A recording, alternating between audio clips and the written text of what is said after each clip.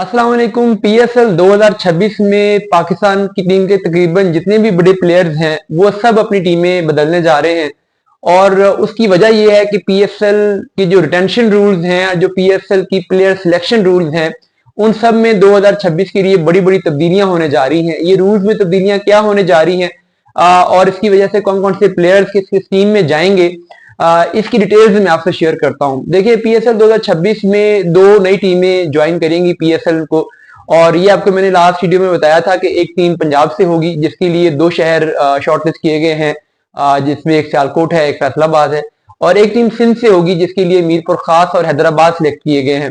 तो ये जो दो टीमें नई आएंगी, इन दो नई टीमों को इक्वल प्लेइंग ग्राउंड देने के लिए, फेयर अपॉर्चुनिटी देने के लिए, इक्वल अपॉर्चुनिटी देने के लिए रूल्स में तब्दीलियां की जाएंगी। जो तब्दीलियां की जाएंगी उसमें जो पहला है वो तो ये है कि जो एक रिटेंशन पॉलिसी है पीएसएल में, जिसमें हर टीम हर साल अपने 8 प्लेयर्स को रिटेन करती है।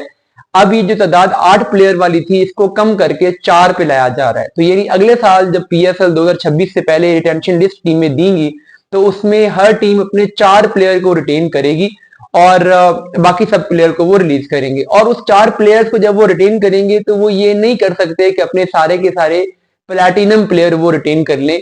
उनके लिए ये भी कंपल्शन है कि वो एक कैटेगरी में मैक्सिमम 2 प्लेयर्स को ही रिटेन कर सकेंगे, और उनमें मैक्सिमम एक लोकल प्लेयर हो सकता है और कोई एक ओवरसीज प्लेयर हो सकता है। तो अब इसका मतलब ये है कि जितनी भी टीमें हैं, जो 6 टीमें हैं, वो एटलीस्ट एक लोकल प्लेयर को रिलीज करेंगी प्लैटिनम कैटेगरी में से।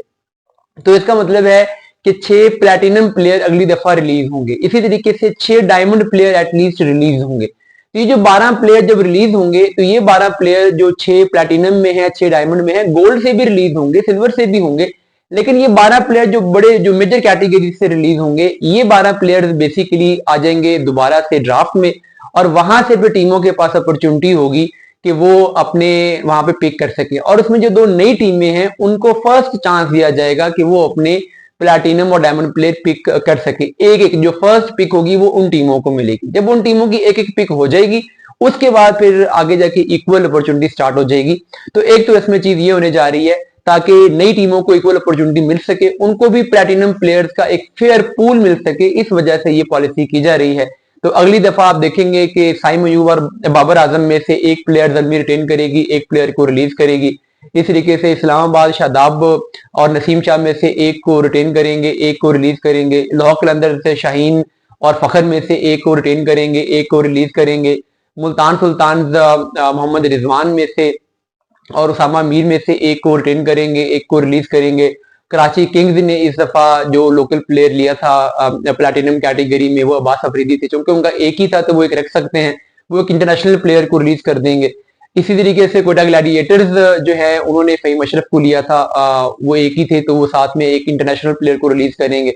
तो आपको बहुत सारे लोकल और इंटरनेशनल प्लेयर प्लैटिनम कैटेगरी से रिलीज होते हुए नजर आएंगे, जिनके लिए बाकी दो टीमों के पास अपॉर्चुनिटी होगी कि वो उनको ले सके। इसके साथ साथ क्या हो रहा है कि एक और आइडिया जो फ्लोट हो रहा है वो ये भी है कि ड्राफ्ट सिस्टम को खत्म करके ऑक्शन सिस्टम में कन्वर्ट किया जाए, क्योंकि अब जितने भी ओनर्स हैं उनमें से अली तरीन तो बहुत पहले से ये बात कर रहे हैं। आज जो दो नई टीमें आ रही हैं उनके सामने भी, चूंकि अब इसके बावजूद कि उनको एक अच्छा प्लेयर पूल मिल जाएगा, लेकिन स्टिल इंटरनेशनल प्लेयर्स को अट्रैक्ट करने के लिए अब अगर हर टीम एक प्लैटिनम प्लेयर लोकल और एक इंटरनेशनल रख रही है तो इसका मतलब है कि स्टिल वो आगे हैं। तो फिर नई टीमों को बहुत सारे नए इंटरनेशनल प्लेयर्स को अट्रैक्ट करना पड़ेगा, तो उसके लिए ऑक्शन सिस्टम ज्यादा सूटेबल है। तो अली तरीन पहले ये बात कर रहे हैं, जो नए ओनर्स आएंगे मोस्ट प्रोबेबली वो भी इसी चीज की तरफ जाएंगे। यहाँ तक कि अब तो लाहौर कलंदर्स के जो आतिफ राना है वो भी ये बात कर चुके हैं कि ऑक्शन सिस्टम पे हमें जाना चाहिए। नदीम उमर ये बात कर चुके हैं। तो अब पीसीबी चूंकि एक पीएसएल को एक अलग से प्राइवेट कंपनी बना रही है, तो उसकी वजह से अब जब ये प्राइवेट कंपनी बनेगी तो वहां पे जो बोर्ड ऑफ गवर्नर्स के लोग होंगे वो पीसीबी पे उतने डिपेंडेंट नहीं होंगे। तो चूंकि उन्होंने वहां पे इसको as a private company deal करना है, और प्राइवेट कंपनी को मैक्सिमम इन्वेस्टमेंट चाहिए होती है, और मैक्सिमम इन्वेस्टमेंट ऑक्शन के जरिए से ही आ सकती है। और अब तो रमीज राजा ने भी ये बात कर दी, और भी बहुत से लोग ये बात कर रहे हैं, वसीम अकरम ने बात की। तो इसलिए एक प्रेशर बिल्ड हो रहा है, एक सिचुएशन क्रिएट हो रही है, एक आइडिया फ्लोट हो रहा है कि ड्राफ्ट से ऑक्शन पे जाया जाए, और मोस्ट प्रोबेबली आप अगली दफा पीएसएल में भी ऑक्शन होता हुआ देखेंगे।